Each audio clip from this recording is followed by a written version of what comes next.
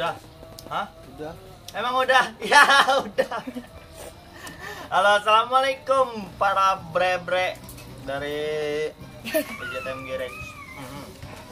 Jadi bareng itu sebenarnya udah beberapa tahun lalu gitu ya. Ini udah baru kita update lagi nih cara pemasangan dari CDI YZM Gerex.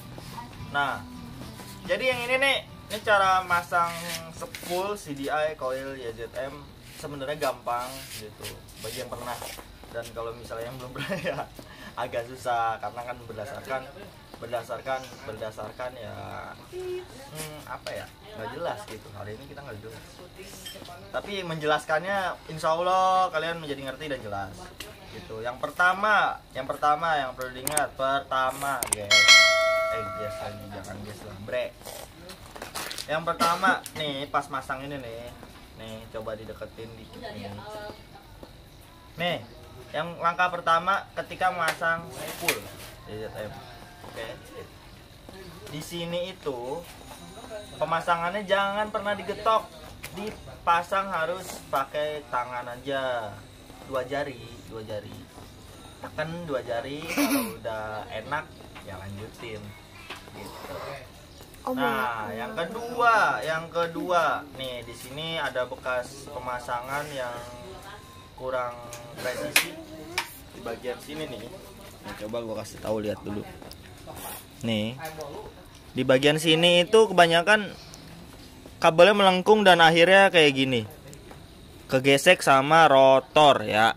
Pas kegesek sama rotor gini itu mengakibatkan api telat atau disebutnya berecet ya, banyak lah, dari masing-masing daerah itu beda-beda pembahasannya. Yang kiri pokoknya kemasa, disolder dengan rapi, dan yang kanan itu diarahkan ke arah CDI yang warna hijau ini gitu. Pemasangannya ditekan aja. Kalau ini kebesaran, yang sebelah sini nih, spool lampu yang sebelah sini diangkat setengah, lalu dimasukkan secara perlahan. Klik. Nah, udah masuk, udah klik, dikunci lah gitu. Ini udah enak nih kalau udah kayak gini. Nah, itu yang pertama. Yang kedua yang pertama di spool, tapi tadi penjelasannya udah semua. Dan yang selanjutnya adalah pulser. Pulser ini ada garis 2. Nah, kalau di CDI YZM kan SCR kita pakai yang Philips, itu ngebacanya dia harus benar-benar pas dengan garis yang berada di mana nih, di magnet. Jadi di magnet itu ada garis 2 juga kayak gini. Di magnet itu ada garis 2 juga kayak gini. Kita ambil magnetnya.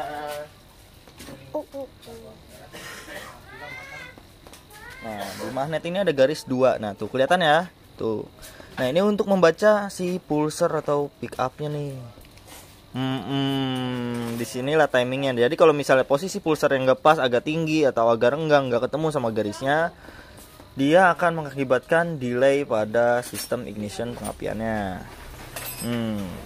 Bisa juga motor itu nggak enak gara-gara ini. Nyala sih nyala, tapi kok nggak ketemu enak. Nah, pulsernya juga berpengaruh kayak gitu. Makanya coba kalau mau ngedetek ini, dipakein spidol dulu sedikit di bagian pulsernya yang garis 2, lalu diputer gitu. Ada nggak bekas gesekannya, spidolnya agak ditebelin pakai solasi kertas. Oke, selanjutnya adalah dari tahanan si pulser ini. Seandainya masih di angka 105 atau 115 OHM atau 105 ohm, itu masih normal. Dan ketika udah melebihi dari kapasitasnya atau di bawahnya atau di atasnya, itu dirasa kurang normal gitu. Hidup sih hidup, tapi kurang normal. Oke, selanjutnya adalah posisi top. Kita geser lagi ke posisi top. Yuk, geser sini. Posisi top ada di A adalah advance, IT adalah retract. Jadi IT ini mundur, pengapian mundur. A ini pengapian advance atau disebut pengapian maju. Garisnya kita posisinya untuk CDI YZM itu masih di garis A, garis tebal advance. Jadi posisinya seperti ini. Ini udah yang ngepasang. Ini yang udah kepasang, ini sebagai contoh aja yang barusan, dan ini udah kepasang. Pulsar itu diberi kabel standarnya oleh pabrikan berwarna merah. Si sepul ini berwarna hijau dengan massa warna hitam yang udah disolder, yang hijau keluar. Nah ini sebenarnya pemasangannya disamain sama warna aja, nggak apa-apa gitu.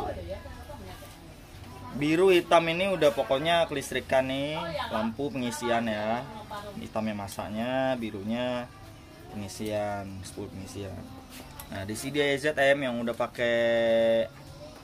pakai pulser itu orange ini ke coil, hitam putih ini kontak sama standar, merah pulser, hitam massa, hijau spool. Jadi tinggal hijau ke hijau, merah ke merah, terus hitam ini bisa ke hitam ini, bisa ke hitam juga, bisa langsung ke putih juga, karena di masa Vespa itu ada warna putih. Terus yang orange ini ke coil, oke, merah ke coil. Dan satu yang harus diingatkan, jangan pernah mencoba dari CDI itu dari kabel arah coil keluar itu digeserkan ke rengkes. Kalau mau tes pengapiannya itu bisa menggunakan coil gitu. Tidak disarankan untuk mengetes dikosletin ke ground atau ke rengkes, karena akan mengakibatkan koslet pada yang pertama adalah kapasitor akan menjadi lemah, yang kedua SCR, yang ketiga resistornya akan menjadi lemah juga gitu, mengakibatkan kinerja si CDI ini tidak bekerja secara sempurna gitu, nggak maksimal jadinya hasilnya.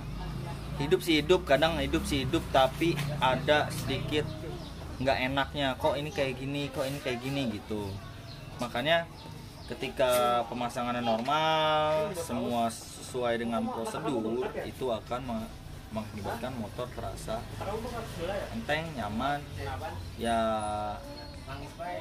enak lah pokoknya gitu. Karena kalau yang ya kelebihan kekurangannya CDI ini adalah, yang pertama kelebihannya adalah di batas RPM-nya itu kita juga nggak terlalu tinggi, batas RPM-nya cuma pakai 12.400. Terus yang maksimalnya itu untuk race itu kita batasin di 14.000, tapi motor kalian juga nggak bakal nyampe ke 14.000. Motor kita pun sama, nggak nyampe 14.000, paling mentoknya itu ya 10.000 atau 9.500, 9.000 itu untuk leg frame. Kalau untuk small frame ya 12.500 masih bisa. Oke, pada selanjutnya adalah nanti kita akan pemasangannya nih. Setelah ini karena belum dipakai spoon dan belum di setup juga bagian karburasinya, kita nanti tes bagian pengapiannya kayak apa, review-reviewnya. Habis ini kita pasang dulu semuanya. Oke, stay masih di YouTube-nya ZM.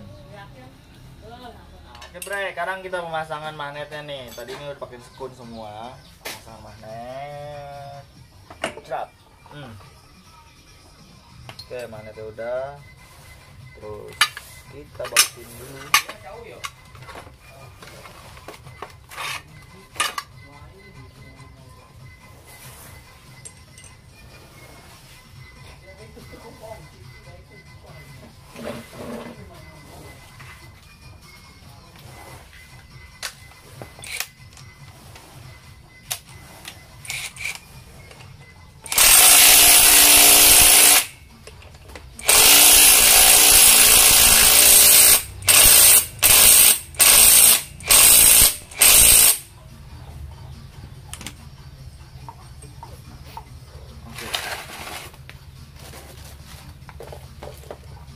Tes dulu nih ada apinya apa enggak nih ya.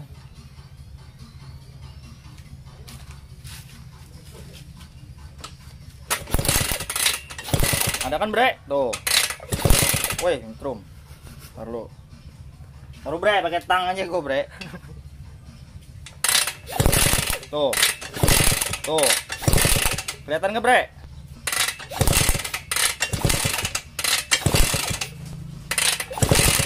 Ya.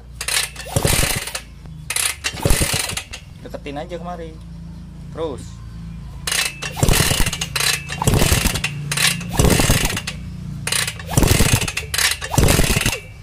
Oke, ini apinya udah ada nih.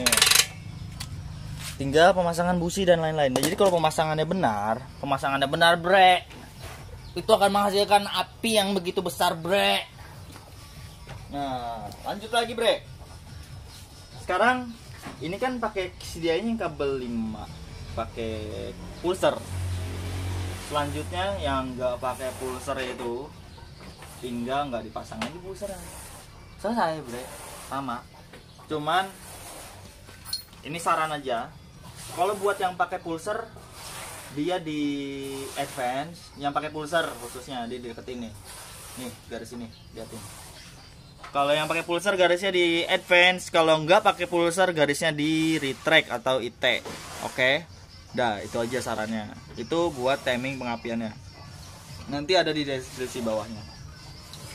Dan ini pemasangan yang benar itu ya kayak gini, hitam ke hitam, merah ke merah, hijau ke hijau. Kalau pada kabel-kabelnya standar, kebanyakan kabel-kabelnya itu udah ganti warna lah segala macem gitu kan. Nah, ini kabelnya standar itu kayak gini. Yang orange ini arahnya ke coil. Oke, coil ini dipasang di belakang. Tadinya kan dipasang di depan, ini dipasang di belakang. Dan itu apinya tadi gitu. Itu apinya dan yuk, nanti kita nyalain. Ini mau disetting karbu dulu dan isi bensin segala macem bla bla bla bla bla bla bla, bre, langsung dipantang aja. Yuk, salam nih ZM Garage.